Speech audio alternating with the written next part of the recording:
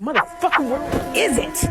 Where the is it? I swear to God. You laughing, girl? You trying to laugh? This funny?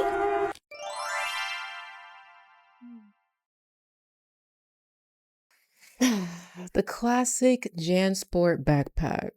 And you just trying to measure up to the rich kids with their JanSport backpacks with their name on it. Tell them.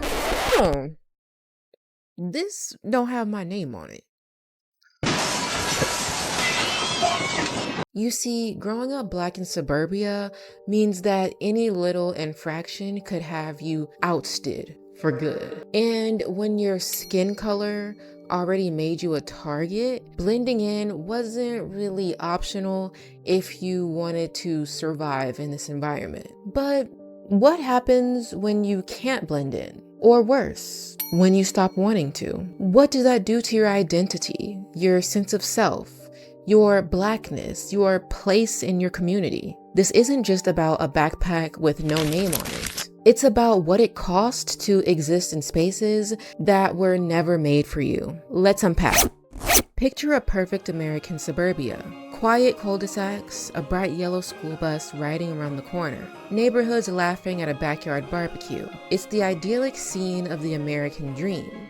It feels peaceful, safe even, but something's missing. This isn't just about picket fences. The suburbs were built to keep us out. From the beginning of time, as we know in the past, people that were living in the idyllic, safe suburbs didn't really want us there. And whenever we did move in, they made it a point to hightail it out of there. White flight, the post-World War II exodus of white families from cities, wasn't just organic movement. It was backed by policy. The government actively engineered and segregated suburban landscapes. The government literally paved the way for white suburbia, constructing highways out to new subdivisions and offering low-income mortgages to white families through programs like the GI Bill. These policies helped millions of white Americans buy homes with picket fences and two-car garages. But for black families, the same luxury wasn't afforded to them. Many black veterans were not given the GI Bill that they were promised when they enlisted in the army, and therefore couldn't participate in the post-war housing boom that allowed many white families to start building wealth. And as we know, many federal housing agencies and banks began engaging in something called redlining. Many banks refused to allow black families to get loans, and many neighborhoods also simply just didn't allow black people to move into these homes. Between 1934 and 1962, 98% of government-backed home loans went to white families, leaving only 2% to everybody else. In suburban neighborhoods where black families were successfully able to move to, a lot of the residents took things into their own hands. Whether it was putting up signs to let them know that they weren't welcome, leaving nooses in their yards, or slurs on their driveways, they made living in suburbia or white areas very unbearable for black families, to the point where it just simply wasn't even worth it. And they had to fear for their lives every single day. So unsurprisingly, suburbia became synonymous with white. And of course, pop culture also forced this image. If you turned your TV on in the 1950s or 60s, every popular suburban sitcom showed the same thing: happy white families in their tidy neighborhoods, with virtually no people of color in sight. Shows like Father Knows Best, Leave It to Beaver, and The Donna Reed Show painted suburbia as a homogeneous paradise of white middle class. And of course, ignored the reality of racial exclusion. The media sent a very clear message: suburbia was not for us, and it needs to be kept that way. But obviously, this began to change. A lot of black people managed to make their way slowly but surely into suburbia, but it came with a cost. The cost of assimilation. Growing up black in a predominantly white suburbia can severely mess with your self-image and your identity, especially when it comes to romance. In those formative years, many Black teens experience the sting of being either fetishized, tokenized, or flat out ignored in the dating scene. It's a harsh reality. You're rarely anyone's first choice. A majority of your peers have very limited experience with people like you or people of different races. So that can mean oftentimes you may be faced with ignorance. Not may, you will at some point be faced with ignorance. I know a lot of Black girls especially can deal with this. When you're in a place where blonde hair and blue eyes are the beauty standard, it can make sense that you'll start to look at yourself in the mirror and pick yourself apart. You know, like, what's wrong with me? Research in a Boston area high school found that neither the white boys nor the Black boys there were interested in dating Black girls in their classes. The girls were unfairly stereotyped as aggressive or not having the delicate Barbie doll look that their white counterparts did. Now, Black boys in white suburbia also face immense issues when it comes to dating. Similar to Black girls, they can often get attention for the fetish of it all, you know.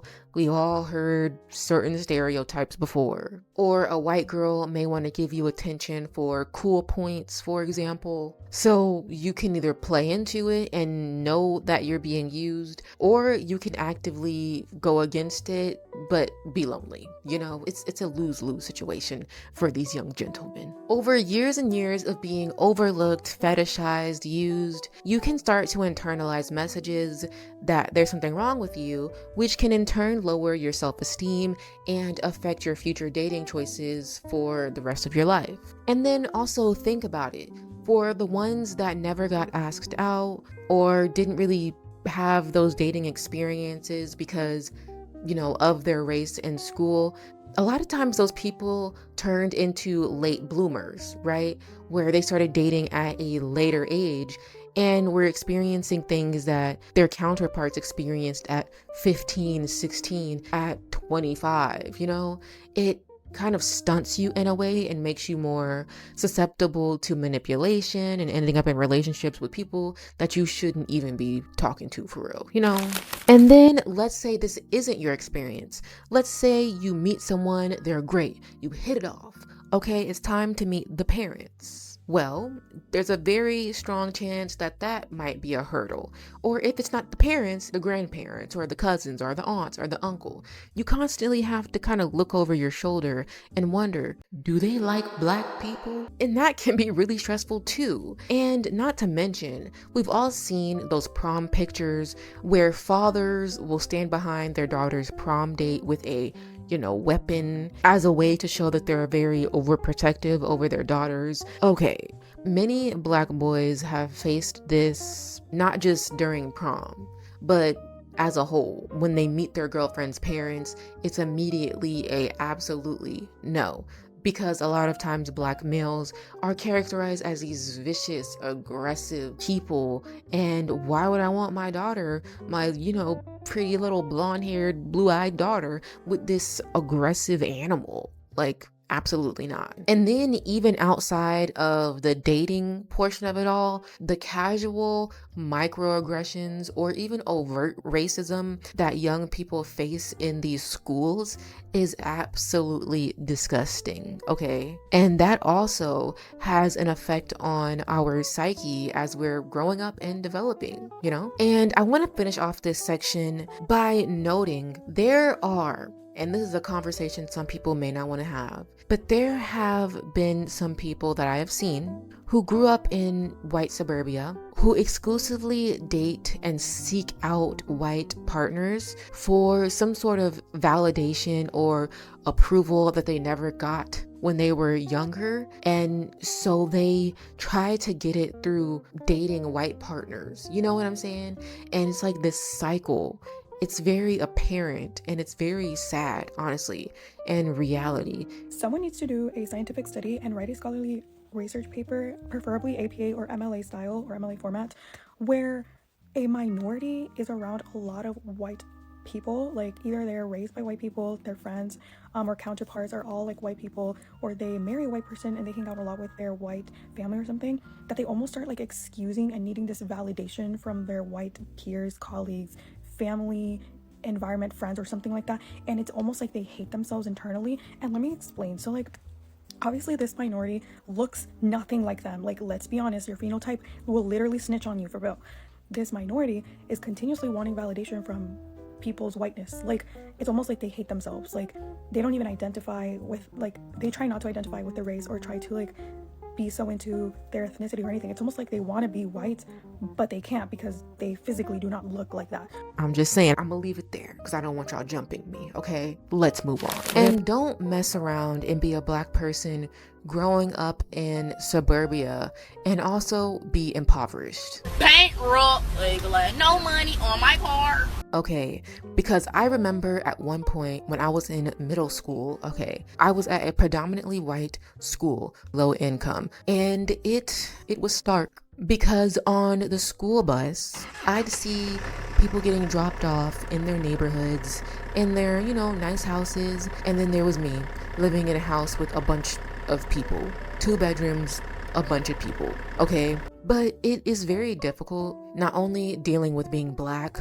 but also having to deal with being black in an area where you're a minority because of your race, but you're in the minority because a majority of the people around you come from families with more money. Maybe not rich families per se, but at least, middle class. It's very difficult and can lead to another form of being ostracized, okay? Feeling ostracized. Y'all know what I'm trying to say. So yeah, growing up black in suburbia is not for the weak.